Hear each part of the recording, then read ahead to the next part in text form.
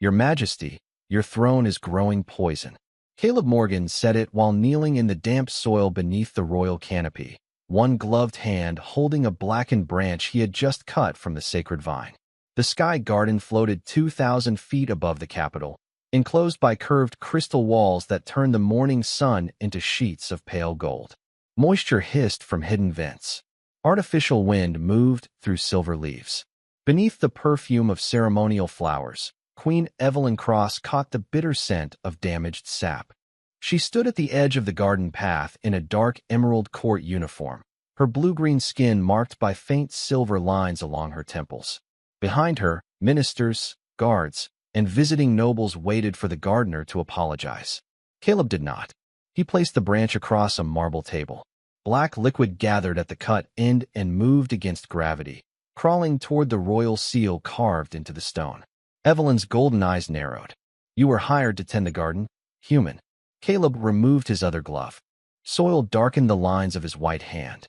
"That is what I am doing. By cutting the coronation vine 3 hours before the anniversary ceremony? By removing what is already dead." Chancellor Grant Holloway stepped forward, his white robes untouched by the damp air. "The vine has surrounded the Aurelian throne for 6 generations. It cannot be diseased." Caleb looked toward the living arch that framed the elevated ceremonial seat. Its leaves appeared healthy from a distance, polished green and edged with gold. Up close, thin gray veins spread beneath the surface.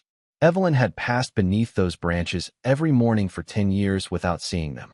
"The irrigation reports show perfect nutrient balance," Holloway continued. "Then the reports are lying," Caleb said. A quiet reaction passed through the nobles.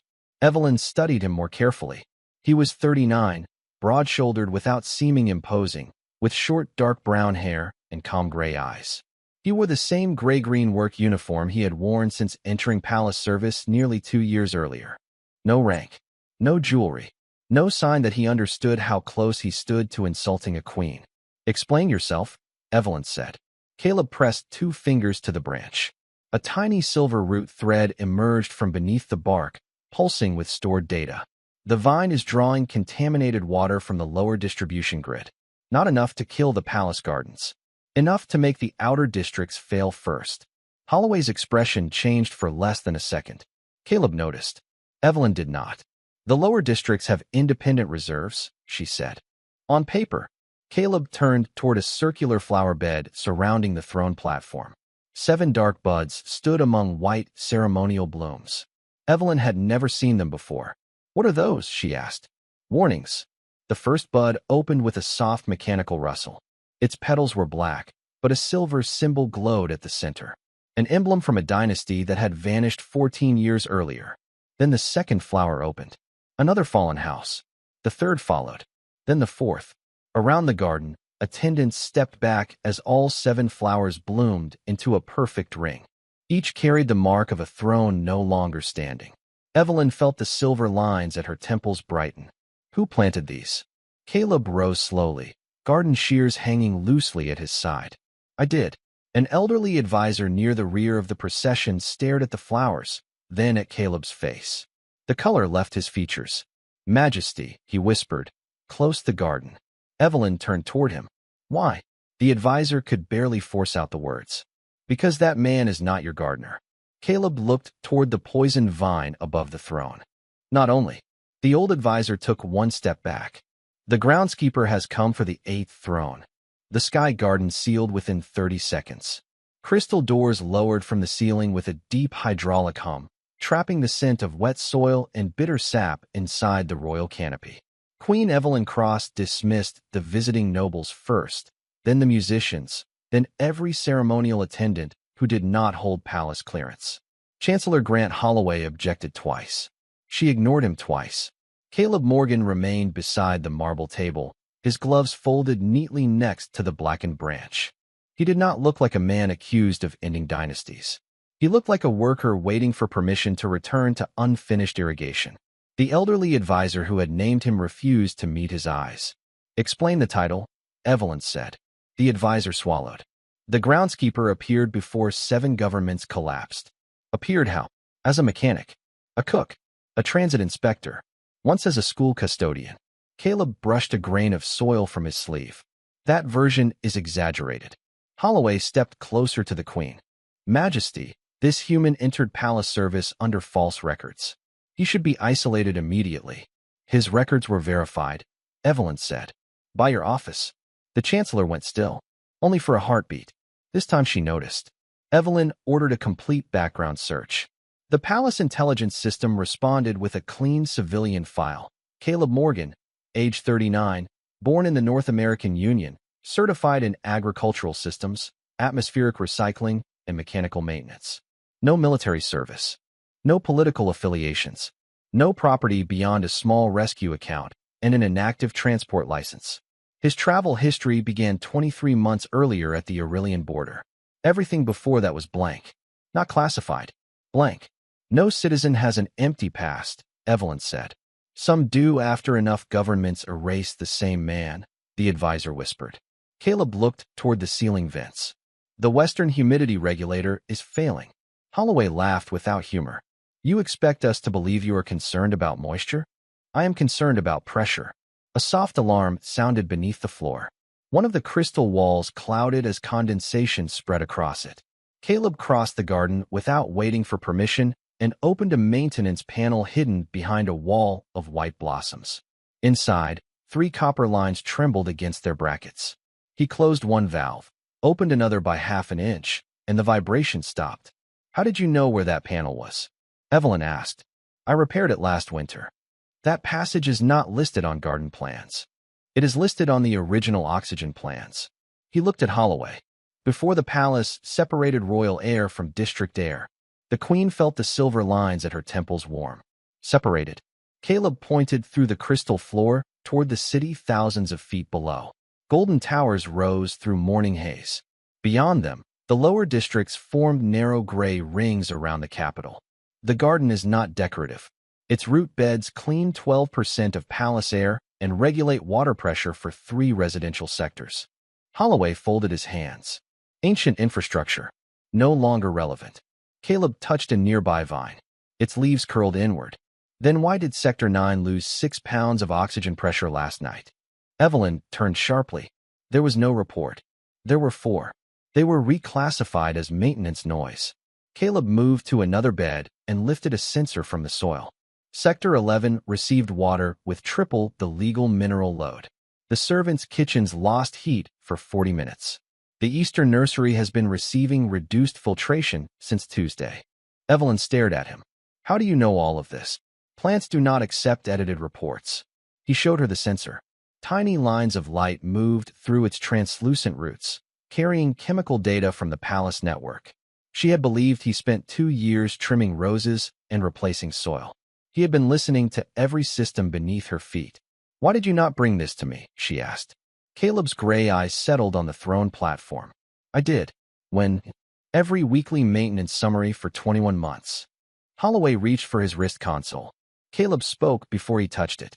Do not trigger emergency protocol. The chancellor froze. Evelyn looked between them. What happens if he does? Caleb faced the sealed garden doors. The palace locks from the top down. Royal air is protected, and every lower service level is cut off. The old advisor whispered. How could you know that? Caleb looked at the 7 black flowers surrounding the throne. Because someone tested it 3 nights ago. Evelyn ordered Holloway's wrist console removed from the palace network. He surrendered it with a thin smile, as though the command amused him. Majesty, you are allowing a gardener to direct royal security. No, she said. I am asking why royal security concealed for maintenance reports and a systems test. The Sky Garden remained sealed while intelligence officers searched Caleb Morgan's records again. This time, they widened the request beyond Aurelian archives. The first result arrived from a dead monarchy on the edge of the Perseus trade route.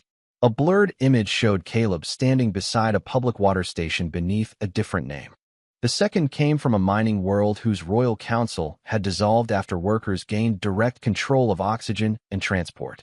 The third showed him carrying seed crates through a palace evacuation corridor. Different uniform. Same gray eyes. Same quiet posture. Then 4 more records appeared. 7 governments. 7 collapses. No battlefield reports. No destroyed cities. No mass casualty notices. Only sudden transfers of food, power, transit, and medical systems away from private royal control. On every world, the old throne room had later been converted into a public garden. Evelyn stared at the images while the crystal walls brightened with noon sunlight. "You were there," she said. Caleb did not deny it. "Yes." Holloway stepped between them. "This is enough. He has admitted involvement in 7 acts of regime sabotage. I admitted being present. And every ruler lost power." Caleb looked toward the poison vine. They had already lost everything except the furniture. Evelyn felt anger rise, but beneath it came something colder. Curiosity. Why were gardens built afterward? Caleb answered without hesitation. Because food should grow where obedience used to. The elderly advisor closed his eyes. He had heard the phrase before. "The records called you different names," Evelyn said. "Transit engineer, agricultural consultant, sanitation auditor. Those were jobs that gave me access to systems people ignored. And groundskeeper? That name belonged to other people before me. How many? Enough." Holloway moved closer to the royal seal. "Majesty, listen to him. He speaks like a conspirator because that is what he is. He enters unnoticed, maps infrastructure, and waits for instability." Caleb's expression did not change. Instability does not need help growing in poisoned soil. A palace guard approached with a sealed data slate. "Your Majesty, we found a restricted file in the old diplomatic archive." Evelyn opened it. The document had been hidden beneath trade sanctions and agricultural records. Its warning was simple. If the human known as the groundskeeper is identified inside a royal complex, assume the transfer process has already begun. Do not detain him inside infrastructure he has serviced. Do not threaten civilian sectors. Do not force him to choose between secrecy and public survival. Evelyn looked up slowly. Why would 7 governments write the same warning? Because they made the same mistake, Caleb said. Which mistake? They believed control of a palace meant control of a people. Holloway gave the guards a sharp glance. "Take him to containment." The guards hesitated. Evelyn had not given the order. That hesitation lasted only a second, but it exposed more than disobedience. The security channel had responded to Holloway before the Queen. Caleb noticed the signal lights above the garden doors change from gold to white. "He already has emergency authority," Caleb said. Holloway's smile disappeared. Evelyn turned toward him. "You told me the system test failed." "It did." "Then why are my guards receiving your commands?" No one answered. The garden doors opened behind Caleb, not toward the palace, but toward a narrow service bridge suspended over 2,000 feet of open air. He could have stepped through and vanished into the maintenance network. Instead, he placed his garden shears on the marble table. "I will go willingly," he said. Evelyn studied him. "Why?" "Because if I run, he locks the lower levels and calls it proof that I am dangerous." Holloway's face hardened. The guards surrounded Caleb without touching him. He walked with them toward the service bridge. At the threshold, he turned back to Evelyn. "If I came to remove you, Majesty, you would not still be standing above the roots." Then the doors closed, leaving the Queen alone with 7 black flowers and the first clear proof that her own palace answered to someone else. The palace lost its breath at 19 minutes past noon. Queen Evelyn Cross felt it first as a pressure change behind her ears. Then the ventilation beneath the sky garden floor slowed from a steady hum to a thin mechanical pulse. Across the crystal walls, condensation stopped moving. The leaves above the throne folded inward as if the entire garden had heard bad news. A warning appeared on Evelyn's wrist display. "Royal atmosphere secure. Service levels restricted." Holloway stood beneath the ceremonial arch with both hands behind his back. "Temporary containment," he said. "The groundskeeper attempted to compromise palace systems." Caleb surrendered, Evelyn replied. "He walked into custody because he had already prepared an escape." Another alert arrived. Oxygen pressure on the lower residential floors had dropped by 4 pounds per square inch. The royal level remained unchanged. Evelyn opened a command channel. It did not answer. She tried palace security. Holloway's authorization seal appeared instead of hers. "Restore the lower systems," she said. "When the threat is contained. There are children on those floors. There are always civilians in a palace, Majesty. That is why emergency authority must remain centralized." His voice stayed gentle. That frightened her more than anger would have. Far below the garden, Caleb Morgan sat inside a sealed cultivation chamber surrounded by rows of medicinal vines. The room had no visible door controls and no active communication panel. Pale blue light passed through the leaves, revealing silver irrigation tubes beneath the floor. Two guards watched him through the glass. Neither looked comfortable. Caleb touched the nearest vine. Its leaves were warm. The root network beneath it carried more than water. It carried pressure, temperature, nutrient flow, and every small truth the palace reports had learned to hide. He removed one metal clasp from the cuff of his work uniform and pressed it into the soil sensor. The display woke without sound. Lower service levels. Oxygen declining. Royal canopy. Full reserve. He closed his eyes for one breath. Then he opened an irrigation valve. The guard stepped toward the glass as the chamber lights dimmed. Caleb did not try to open the door. He redirected the greenhouse pumps into the old atmospheric roots beneath the palace. In the sky garden, Evelyn heard a deep vibration move through the marble. The 7 black flowers bent toward the floor. White ceremonial blossoms lost their color. The sacred vine above the throne released a soft rain of silver leaves. At the same moment, the lower-level oxygen numbers began to rise. "What is happening?" Holloway demanded. Evelyn looked toward the dying garden. "He is moving air." "From where?"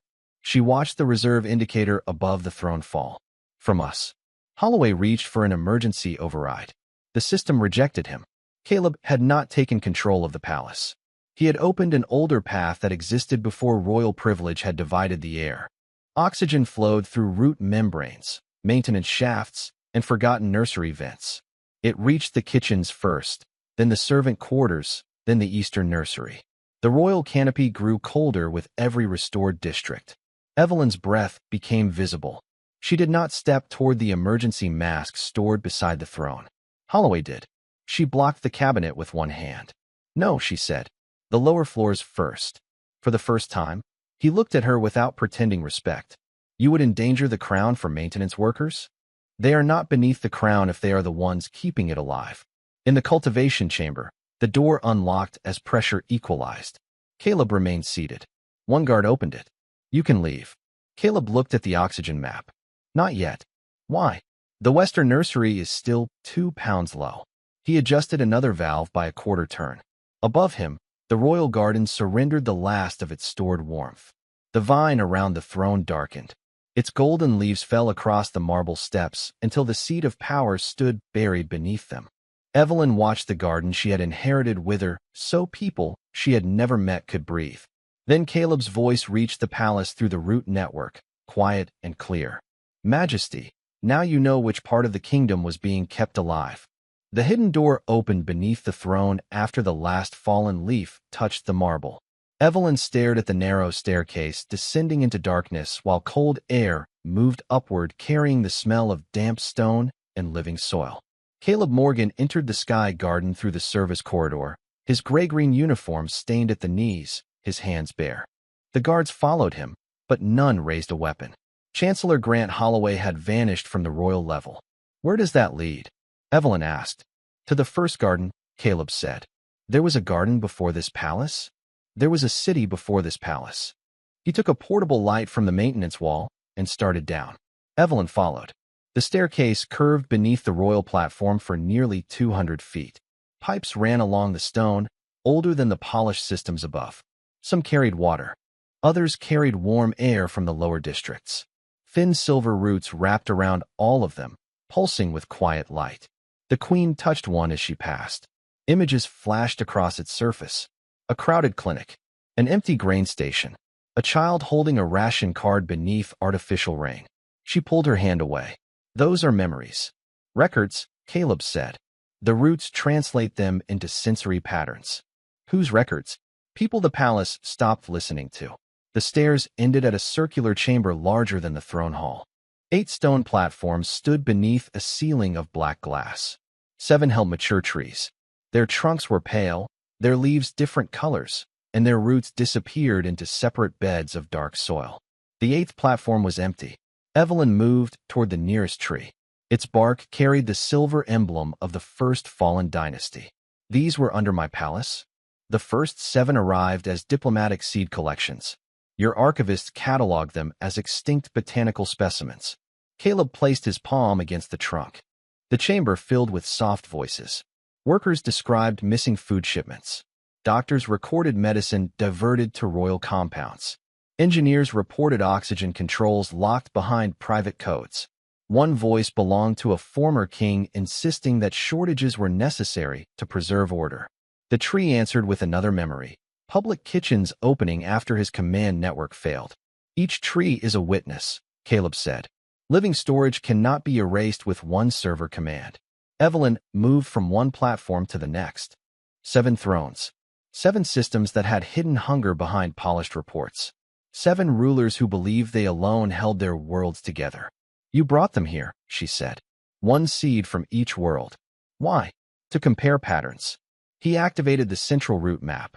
Silver lines spread across the floor and formed an image of Aurelian trade routes. Grain shipments vanished from public schedules, then reappeared under private emergency contracts.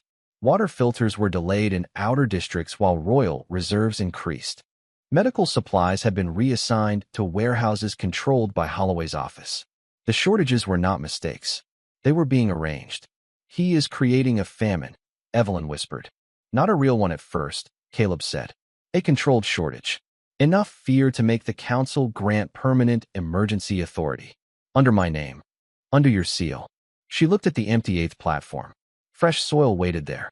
Irrigation lines were already connected. That bed is for Aurelian. Caleb did not answer. He did not need to. The realization settled more heavily than accusation. He had not come to preserve her reign. He had come prepared to record its ending. How long have you known? She asked. 11 months. And you stayed. The system was not ready. To remove Holloway? Caleb looked at the empty soil.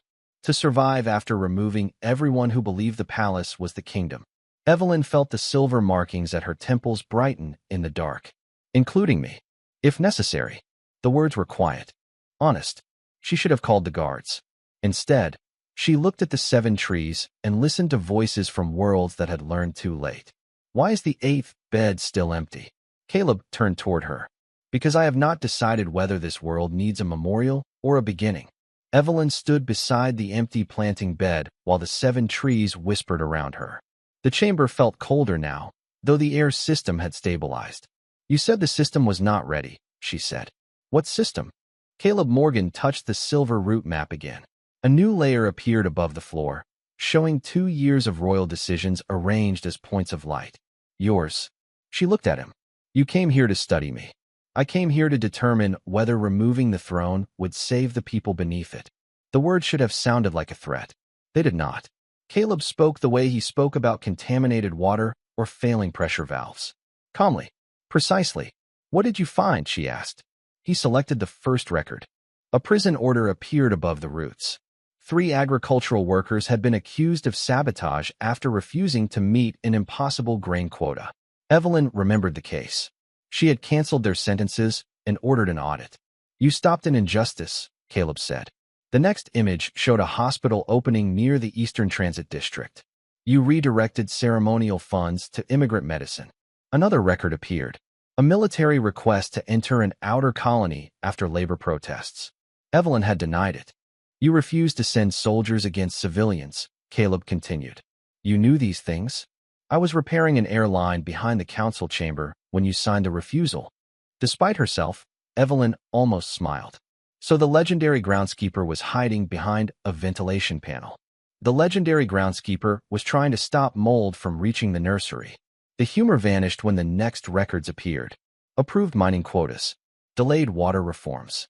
Emergency powers renewed because Holloway claimed the outer districts remained unstable. You also accepted reports that should have been questioned, Caleb said. You corrected visible harm without removing the system that produced it. Evelyn watched the silver lights gather around her reflection in the black floor. I believed reform had to be gradual. Gradual for whom? A memory opened from Sector 11. An elderly maintenance worker filled 2 containers from a public dispenser, then gave one to a family whose ration access had expired. For people with full lungs and clean water, gradual change feels responsible, Caleb said. For everyone else, it feels like permission to keep waiting. She faced him. Then why did you wait? The 7 trees fell silent. Caleb looked toward the empty bed. Because rulers who protect power and rulers trapped inside power can look the same from a distance. And which am I?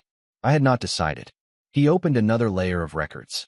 For 23 months, his maintenance reports had included small tests hidden inside ordinary recommendations. Open food ledgers, independent oxygen review, local medical authority, civilian oversight of emergency law. Evelyn had approved some, delayed others. Holloway had buried most before they reached implementation. You were offering me exits, she said. Yes, without telling me what they were. A choice only made under pressure does not reveal character. It reveals fear. She turned toward the mature trees. What happened to the 7 rulers? 4 left office peacefully after their records became public.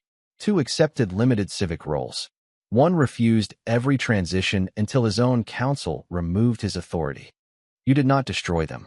I removed the systems that made everyone else dependent on their permission. And if I had failed your tests? Caleb's gray eyes remained steady. The 8th tree would already be growing. The truth did not humiliate her as much as it should have. It frightened her because part of her understood. Why is it not? She asked.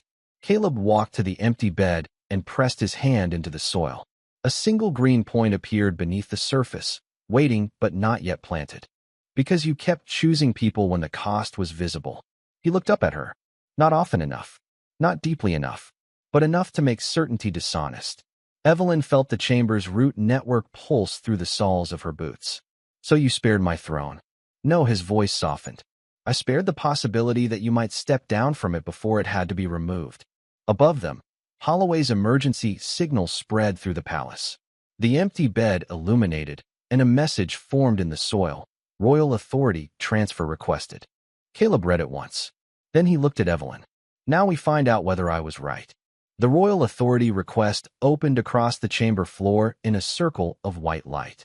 Chancellor Grant Holloway's face appeared above the empty planting bed, calm and carefully framed by the gold walls of the command center. Your Majesty, he said, the Palace Council has declared a continuity emergency. Evelyn Cross felt the 7 trees around her go still. Even their leaves stopped moving. Under whose authority? She asked. Under yours, once you confirm the transfer. A second image appeared beside him. It showed the capital from above. Transit gates were closed. Grain depots were locked. Medical districts had been placed under restricted access. Every system waited for a single royal command. Restore them, Evelyn said. Holloway's expression remained patient. I will restore everything the moment you identify Caleb Morgan as a hostile infiltrator and authorize permanent emergency control. Caleb stood beside the empty bed with soil still dark beneath his fingernails. He did not look at the transmission. He watched the pressure readings moving through the roots. And if I refuse? Evelyn asked. Then your crown loses legal standing before sunset. Your accounts will be frozen. Your residence will be sealed. The council will appoint a protector until public order is restored. You mean you? I mean someone willing to preserve the kingdom.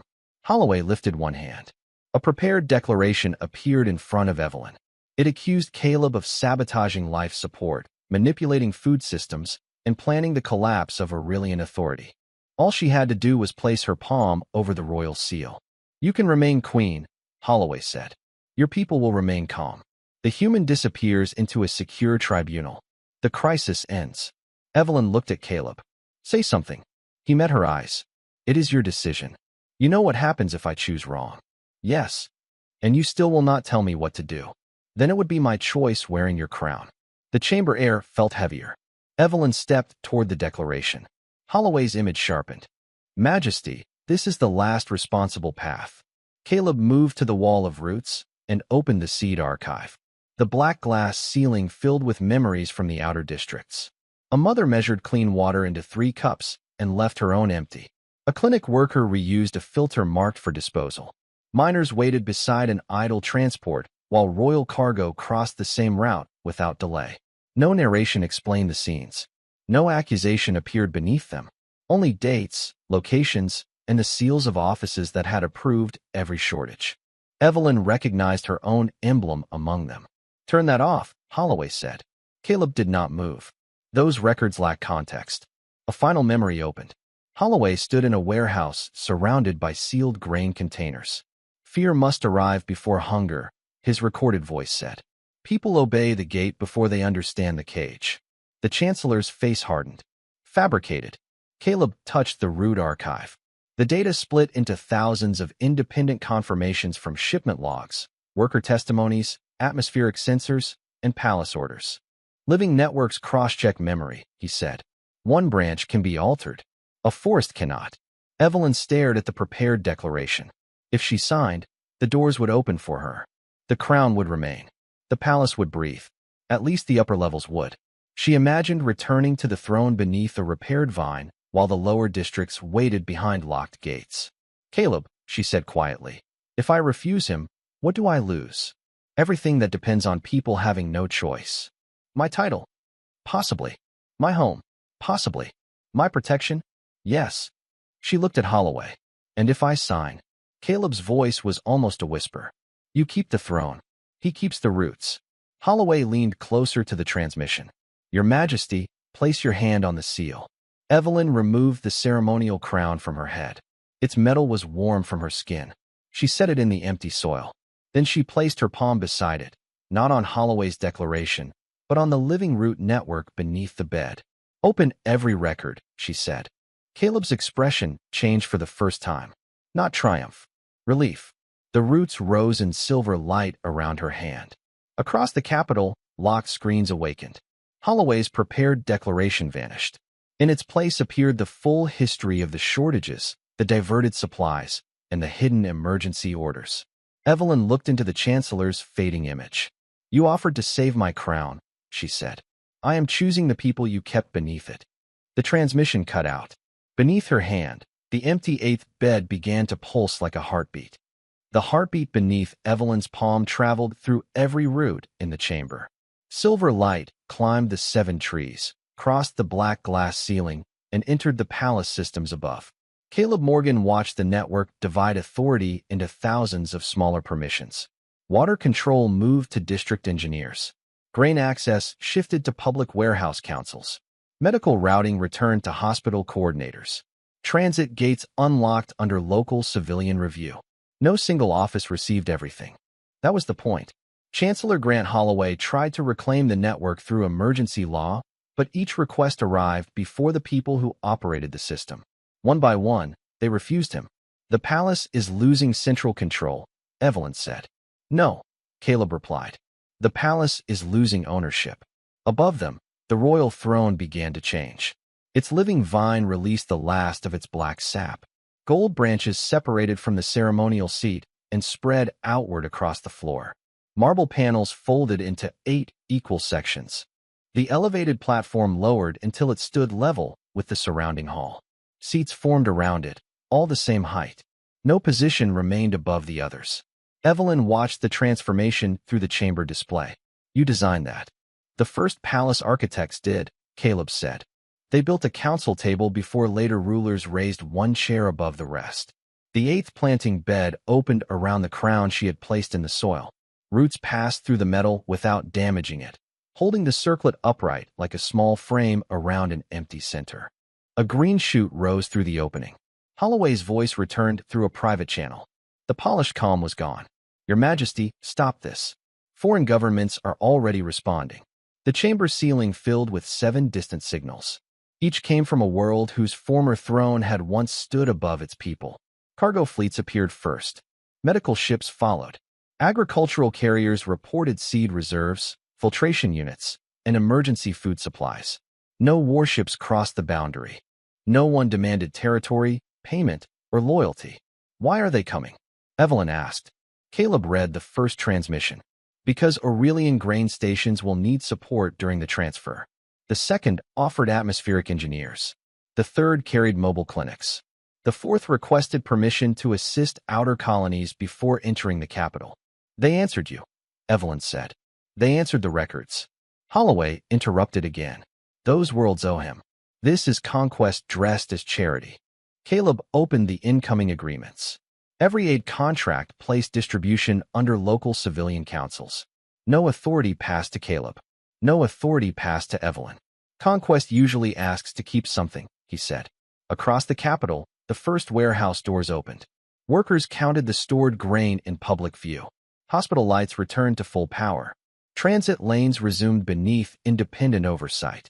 The fear Holloway had prepared began to dissolve because the shortages were no longer his to control. His office still had walls, guards, and ceremonial seals. None of them could make food disappear. None could close the air valves. None could lock a family outside a clinic. Evelyn saw his command map shrink until only the Royal Communications Suite remained under his direct authority. What happens to him now, she asked. He answers to the same law he tried to suspend. And if the Council is afraid of him? Then the evidence remains public until fear becomes harder than honesty. Holloway sent one final command to the palace guard, ordering Caleb detained and Evelyn placed under protective custody. The order reached every officer individually with the full evidence attached. No one accepted it. Instead, the guard captain requested that Holloway surrender his access codes and remain in the communications suite until civilian investigators arrived. Silence followed. Not the silence of obedience. The silence of a command discovering it had no one left to carry it. Evelyn lifted her hand from the roots. Is this how the 7 thrones fell? Caleb looked toward the small green shoot growing through her crown. No, then what is different? The other rulers waited until their systems abandoned them. He met her golden eyes. You opened yours first. Far above, the throne room doors unlocked. Citizens, workers, doctors, and council representatives entered a hall that no longer contained a throne. At its center stood a table grown from the same roots that had once fed the crown. 3 months later, the former throne hall smelled of rain and fresh soil. Children from the outer districts sat where royal advisors once waited for permission to speak. Hospital workers shared the long living table with transport engineers, teachers, farmers, and delegates from the colony worlds. No chair stood higher than another. Morning light entered through the crystal walls and touched the small tree growing from the 8th planting bed. Its leaves were green at the center and silver along the edges, colors no royal botanist had recorded before. Queen Evelyn Cross no longer wore a crown. She served as Aurelian's elected representative under a charter that could remove her with a public vote. Her dark emerald uniform remained, but the gold insignia had been replaced by a simple seal shaped like an open hand. The silver markings at her temples glowed softly as she watched Caleb Morgan tighten the straps on a weathered travel bag. He wore the same gray-green work uniform he had arrived in, repaired at one elbow and stained with clean soil. You could stay, Evelyn said. Caleb checked the moisture gauge beside the young tree. The garden has enough people now. I was not speaking about the garden. He looked toward the hall. A maintenance worker was explaining water pressure to a former noble. 2 children were arguing over which vegetables should be planted beside the eastern window. A council delegate had removed his formal coat and was helping carry seed trays. Neither was I, Caleb said. Evelyn stepped beside the 8th tree. The old crown rested at its base, half covered by dark earth. Roots had grown through the open circle without bending the metal. A small flower had opened where the royal crest once caught the light. The council approved a permanent position for you, she said. Chief Infrastructure Advisor. Full authority to inspect any public system. Full authority is how gardens become palaces. Then limited authority. Still too much. Her golden eyes narrowed with restrained amusement. You are difficult to reward. Pay the irrigation crews more. Already done. Restore the northern seed bank. Approved yesterday. Open the old royal kitchens after sunset. They are now public kitchens. Caleb paused. Then you are learning. The words carried no mockery. Evelyn heard the respect beneath them. Across the hall, a bell sounded once. Not a command. An invitation for the public council to begin. People took their seats around the table. No one waited for Evelyn to sit first. She seemed relieved by that. What will you tell the other worlds? She asked. About us. Caleb lifted his travel bag. That Aurelian did not need to be saved. That is generous. It is accurate. People here opened the doors. I only showed them where the locks were. Evelyn looked down at the tree. And what does this one represent? Caleb knelt and pressed 2 fingers into the soil, testing its temperature. Not a fallen dynasty. Then what? The first throne that learned how to become a table. For a moment, neither of them spoke. Wind moved through the restored sky garden above, carrying the scent of white blossoms into the hall. The 7 black flowers had faded weeks earlier. In their place grew vegetables, medicinal herbs, and fruit vines selected by the districts that now maintained them. Caleb stood and walked toward the service bridge. Evelyn followed him to the door, but did not order it opened. A young maintenance apprentice did that from a public control panel. Will there be a ninth tree? Evelyn asked. Caleb looked out across the capital. The lower districts shone with repaired transit lines and open water stations. There is always another place where someone mistakes control for care. And you will go there as a gardener? It gets me close to the roots. The bridge doors opened. Before he stepped through, Evelyn said his name without title, rank, or ceremony. Caleb, he turned. Thank you for not deciding what I was before I had the chance to choose. His gray eyes softened. Thank you for choosing before everyone else had to decide for you.